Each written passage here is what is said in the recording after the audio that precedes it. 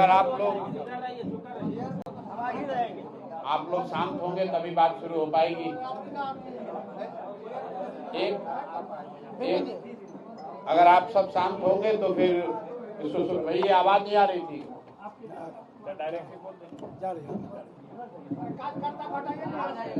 भाई कार्यकर्ता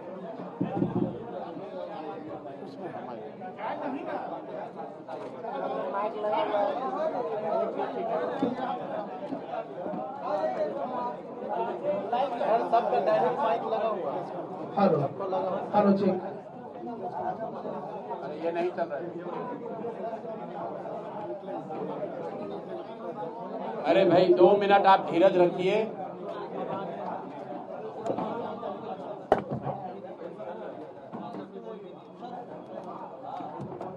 कहाँ चल रहा है, तुम देख नहीं रहे हो?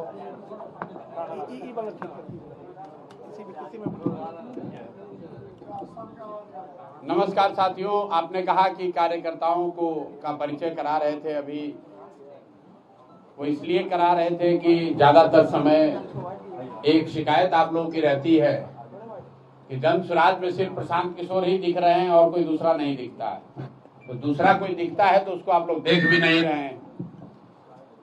जिन साथियों का परिचय कराया अभी केशव भंडारी जी ने, उसके साथ 2 और हमारे साथी जो युवा साथी हैं, बहुत पहले दिन से दरभंगा में लगे हुए हैं। ये हमारे पीछे खड़े हैं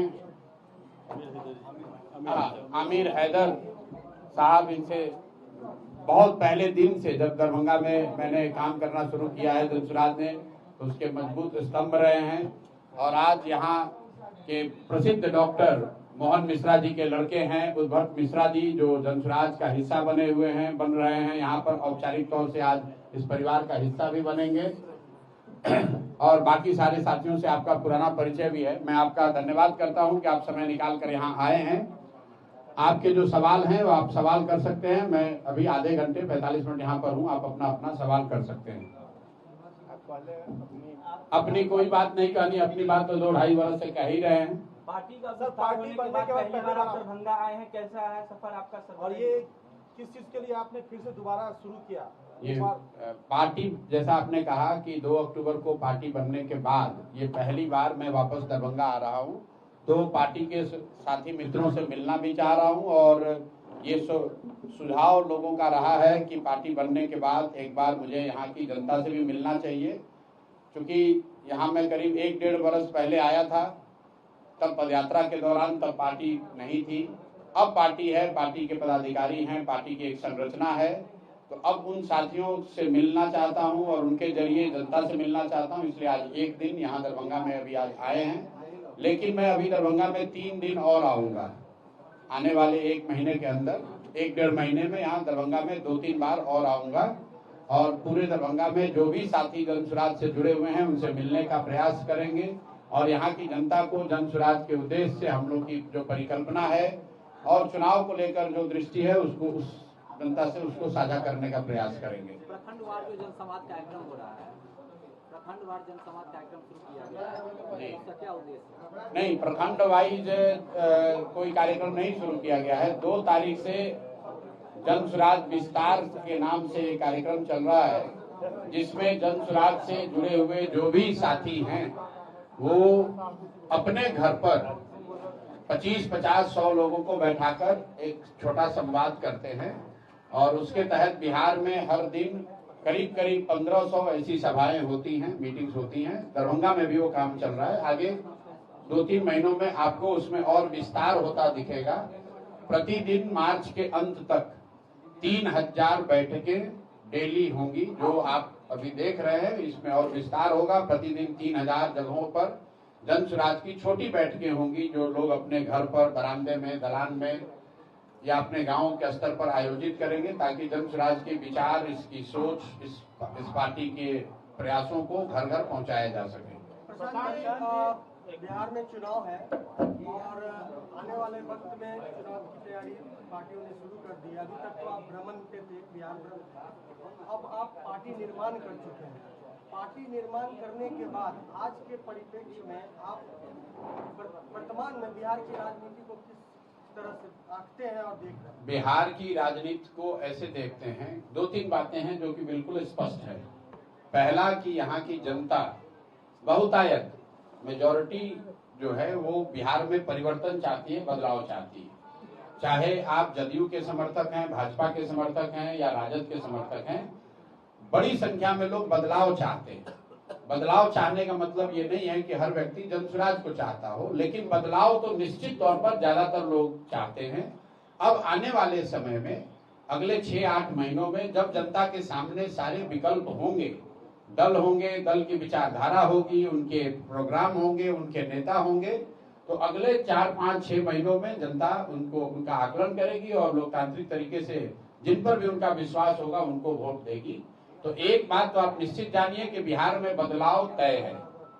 बदलाव का वाहक कौन बनेगा, जनता किसको मोहर लगाएगी, उस पर विवाद हो सकता है। कोई कह सकता है कि जनसुराज जीतेगा, कोई कह सकता है भाजपा जीतेगी, कोई कह सकता है राजद जीतेगा, लेकिन बदलाव निश्चित है। एक और बात जो निश्चित है जिसको आप लिख सकते हैं कि नीतीश कुमार नवंबर के बाद मुख्यमंत्री नहीं रहेंगे, क्योंकि किसी भी परिस्थिति में कोई भी परिणाम आए उसमें नीतीश कुमार मुख्यमंत्री नहीं रह सकते हैं। क्योंकि अगर एनडीए जीता तो भी भाजपा बड़े दल होने के नाते वो लोग अपना मुख्यमंत्री बनाएंगे, जैसा उन्होंने महाराष्ट्र में किया। और अगर एनडीए नहीं जीता तो भी नीतीश कुमार मुख्यमंत्री नहीं बन सकते। तो किसी भी परिस्थिति में अब नीतीश कुमार नवंबर के बाद मुख्यमंत्री नहीं होंगे। Bihar will see a new chief minister. इसमें कहीं कोई दो मत नहीं है। कौन बनेगा, जैसा मैंने आपको कहा कि बदलाव निश्चित है, नीतीश कुमार के मुख्यमंत्री कार्यकाल का समाप्ति निश्चित है। कौन दल जीत कर आएगा और कौन इसका नेतृत्व करेगा वो अगले 4-5-6 महीनों में आपको स्पष्ट होगा। लालू राज जो है नीतीश राज से बेहतर राज था, किसने कहा है? आपने। अब ये शब्द आपके हैं, किसने? हम तो हमेशा यही कहते हैं कि लालू राज और नीतीश के राज में कोई फर्क नहीं है। लालू जी के राज में अपराधियों का जंगल राज था, नीतीश के राज में अधिकारियों का जंगल राज है। लालू जी के राज में अपराधी गन लगाकर लूटता था, नीतीश के राज में अधिकारी कलम लगाकर लूट रहा है। हम लोग तो ये गांव-गांव घूमकर हमने 2 बरस कहा कि लालू जी के राज में जो अपराधी था वो रात में गन लगाकर लूटता था, नीतीश के राज में तो अधिकारी दिने में गन लगाकर लूट रहा है। और जैसे लालू जी के राज में अपराधी किसी से नहीं डरते थे, उसी तरह नीतीश कुमार के राज में भी अधिकारी किसी से नहीं डरते हैं। आप लोग भी रोज देख रहे हैं।